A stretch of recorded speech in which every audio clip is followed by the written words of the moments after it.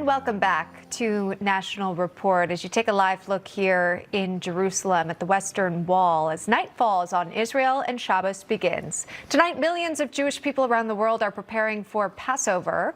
That would be the sacred Jewish holiday. It begins tomorrow night at sundown. Passover, observing the pivotal event surrounding exodus of ancient Israelites from slavery in Egypt as recounted in the Bible. Now, this comes as the war raging on in Israel, leading to a rise in anti-Semitism across the globe, which we've covered here extensively. Morton Klein is here, the national president of the Zionist Organization of America. Morton, good to see you, and thank you so much for coming on. Happy Passover. Thank you very much. Same to you. So for those that may not celebrate or not too familiar with Passover, can you explain what the significance of it is? Well, Passover is an 8-day holiday. We have a special, very long meal with many detailed parts. The reason we celebrate this, as the Bible requires, is to commemorate that the Jews were freed after being enslaved for 400 years from Egypt. And they weren't freed right away. Moses begged the leaders of Egypt to let the Jews go.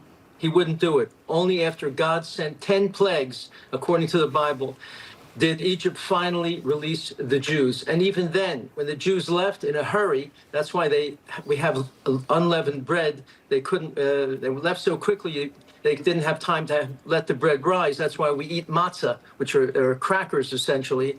And after the Jews left, Egypt went after them anyway.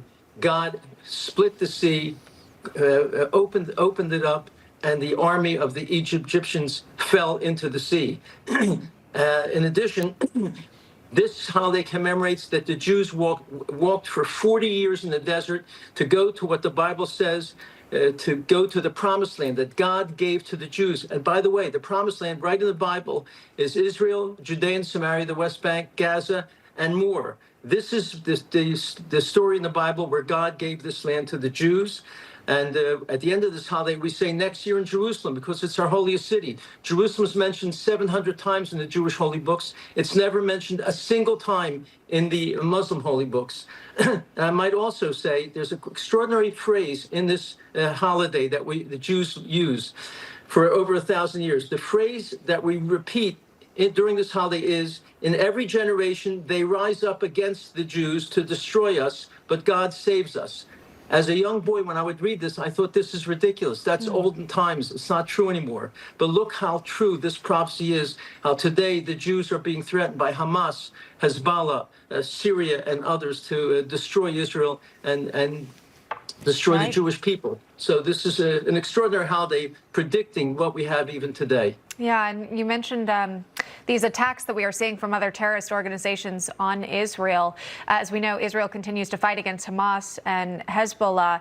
This marks the second Passover in which this is taking place in the background of the October 7th attacks. So how does that sort of weigh on the minds of those who are gathering together during this year's Seder? Well, obviously, we are extremely concerned about what the Arab Islamic world is doing to the Jews. Most importantly, frankly, is Iran. The Jews are thinking very hard and seriously about the danger of Iran threatening to destroy Israel with potentially developed nuclear weapons. In fact, your audience should know, when they chant in the streets, the rallies in Iran, they say, first the Saturday people, next the Sunday people. They're after the Christians too. They chant, America is the great Satan, Israel is the little Satan. Their biggest target is our country of America.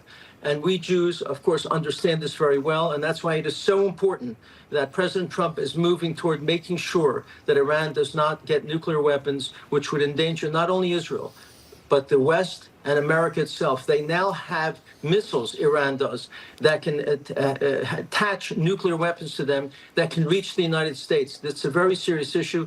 Those are the things we Jews are thinking about on this holiday as we commemorate Passover. Yeah, and mentioning Iran, Special Envoy Steve Witkoff handling that over the weekend, so we're going to watch for any developments within that meeting. We do appreciate that. Morton Klein, thank you, sir.